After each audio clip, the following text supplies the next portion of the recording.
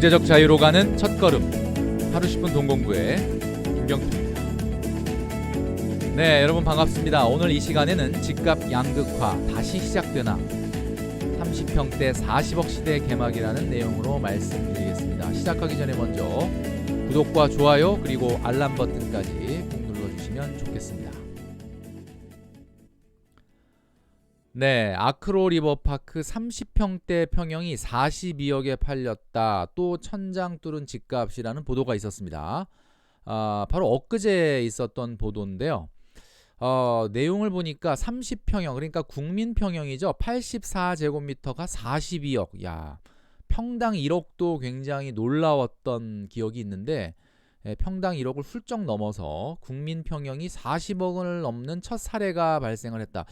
그래서 한번 그 국토교통부의 실거래가 조회 사이트를 한번 찾아봤습니다. 정말 그런지 봤더니 대체적으로 35억에서 36억에 거래되던 가격이 9월달 들어와서 42억으로 거래가 됐습니다.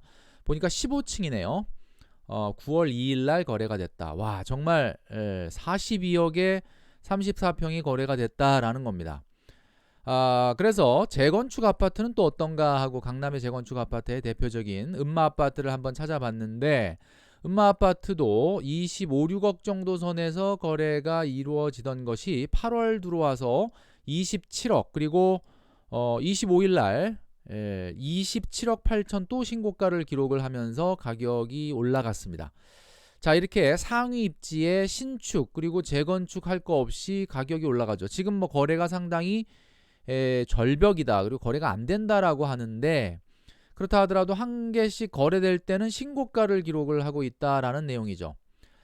자, 강남의 신축 아파트의 적정 가격은 얼마일까? 지금의 금리나 지금의 시장의 투자 기대 수익률을 놓고 봤을 때, 자, 아리팍 같은 경우, 아크로 리버파크 같은 경우는 지금 현금 흐름이 평균적으로 10억에 330입니다.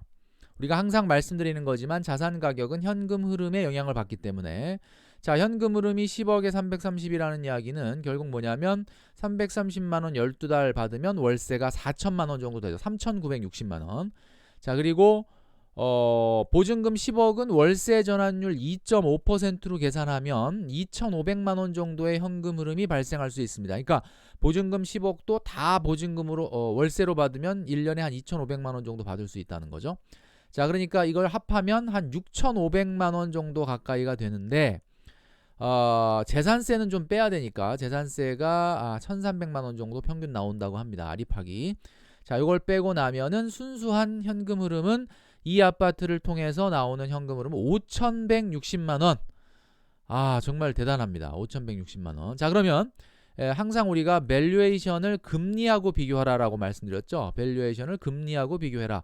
자, 그럼 은행 예금으로 5,160만원을 받으려면 얼마를 넣어놔야 할까요? 지금 예금 금리가 1%밖에 안 되니까 52억 원을 넣어놔야 이 5,160만원을 받을 수가 있습니다. 자, 그걸 감안해 보면은 지금 36억 6천 정도로 실거래가가 나오는데, 이게 뭐 이렇게 보면은 과히 또 비싸다라는 느낌이 별로 안 든다라는 거죠. 그러니까 5,160만 원을 36.6억에 사고 있다라고 하면은 기대 수익률은 1.4에 불과합니다. 1.4가 뭐 낮은 것 같지만 금리보다는 굉장히 높은 수준 아니겠습니까? 자, 그런데 이게 이제 42억이라 그러면 5,160만 원이 이제 42억이다. 1.4 정도면은 굉장히 나쁘지 않다. 지금 예금 금리가 1%라고 감안한다면 안전자산으로 여겨지는 강남의 아파트가 1.4다. 나쁘지 않다라고 말씀드려요. 그래서 더 오를 여지가 있다라고 제가 말씀드렸는데, 그 말이 끝나기가 무섭게 42억. 그러니까 기대 수익률은 1.22%, 거의 금리와 같아지는 수준으로 지금 낮아졌다라고 볼 수가 있겠죠.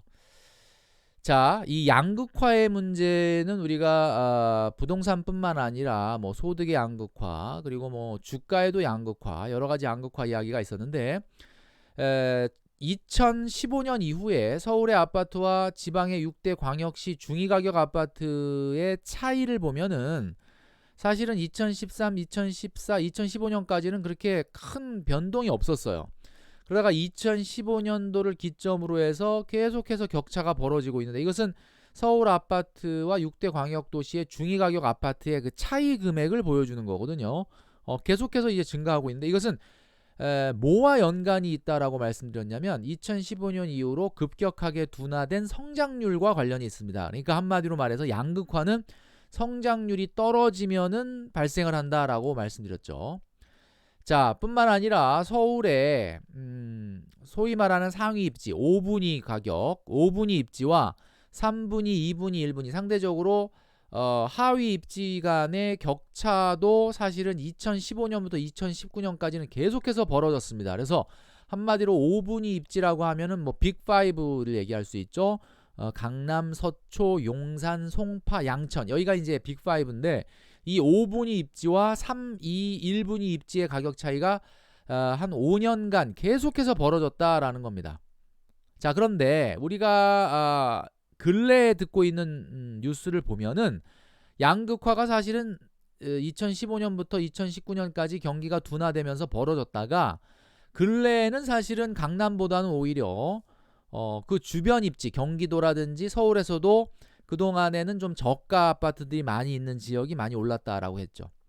자, 이것을 이제 우리가 한번 생각을 해보면 지금 현재 우리나라의 기준금리는 0.75%고 한 번 정도 더 올해 금리를 올릴 거다라는 예고가 있었습니다.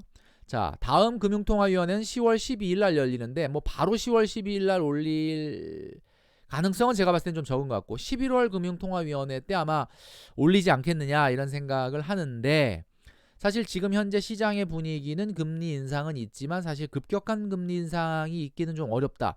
왜냐하면 경기 개선이 상당히 한계점에 도달을 하는 모양새고 뭐 변이 바이러스라든지 이런 것들 때문에 사실 지금 현재로는 경기 개선이 기대만큼 그렇게 크지 않을 거다라는 게 시장의 분위기죠.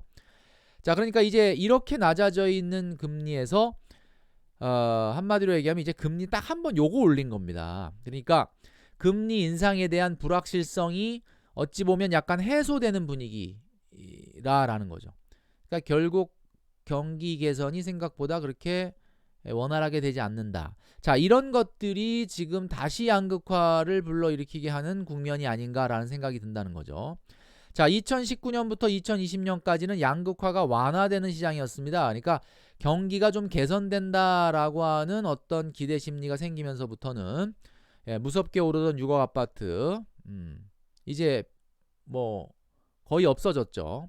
3개월 만에 6억 아파트 3만 채가 사라졌다.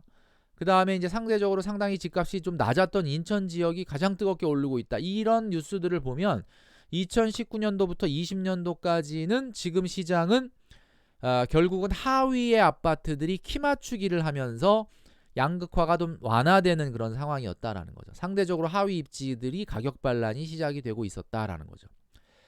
자, 경기도에서도 가장 상위의 상승률을 뽑아보면요. 고양시, 김포시, 의정부시, 의왕시 뭐 이런 도시들이 대체적으로 그동안에는 상승률이 좀 소외됐던 그러니까 상위 입지에 비해서는 소외됐던 데인데 2019년부터 2020년까지는 양극화가 이렇게 완화되는 분위기였다라는 거죠. 자, 그런데 이런 분위기에 지금 변화가 생기기 시작을 하는 겁니다. 얼마 전에 제가 소개시켜드렸던 것처럼 이우환 작가의 동풍이라는 그림이 생존 작가로는 처음 30억을 넘어서 31억에 낙찰됐다 이런 이야기를 드렸는데 이게 뭐냐?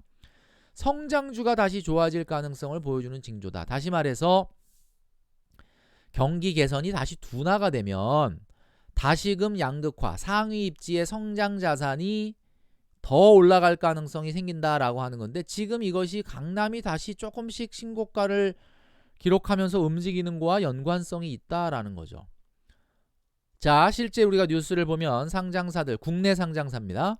3분기 실적이 증가세가 둔화되는 모습을 보여주고 있다. 그러니까 한마디로 코로나가 극복되면서 뭔가 소비가 좋아지고 경기 개선이 경기가 개선되는 분위기에서 그 증가율이 좀 둔화되고 있는 모양새를 보이고 있다라는 거죠. 미국 같은 경우도 헝다의 어떤 리스크 물론 다소 진정되는 국면인 것 같기도 하지만 시장 불안 요소로 존재하고 있다. 그래서 이것이 어떤 영향을 줄 것인지를 지금 촉각을 곤두세우고 있다. 그리고 BOA 같은 경우도 경기 둔화에 대비해서 고성장 고퀄리티 주식을 담아야 된다. 지금은 성장주에 다시 관심을 가져야 된다. 이런 뉴스가 나오고 있고, 유럽 증시도 경기 회복이 둔화되는 우려 때문에 지금 하락 마감을 했다라고 지난주에 이제 기사가 있었고요. 뉴욕 증시도 역시 경기 둔화 우려로 지지부진한 모습을 보이고 있다. 이런 뉴스들을 보면 돈이 이제 앞으로 어디로 움직이게 될 것이냐라는 것을 우리가 가늠해 볼 수 있다라는 거죠. 우리가 늘 말씀드리는 거지만 경기가 개선되는 국면에서는 가치주, 아파트 같은 경우는 하위 입지가 상승세가 두드러집니다. 지난 2, 3년간 그런 모양새였죠. 그러나 다시 경기가 회복이 둔화된다라는 쪽으로 시장이 기울게 되면 다시금 양극화는 확대될 가능성이 있다. 이것이 지금 현재 아파트 시장에도 조금씩 나타나는 것이 아니냐라고 하는 부분을 이야기하는 것이죠. 그래서 재건축 아파트 그리고 신축 아파트를 중심으로 다시 고가 주택의 가격들이 천장을 뚫는 그런 현상들이 지금 발생을 하고 있다라고 말씀드릴 수 있을 것 같습니다. 자, 오늘 말씀드린 내용을 정리하면서 저는 물러가도록 하겠습니다.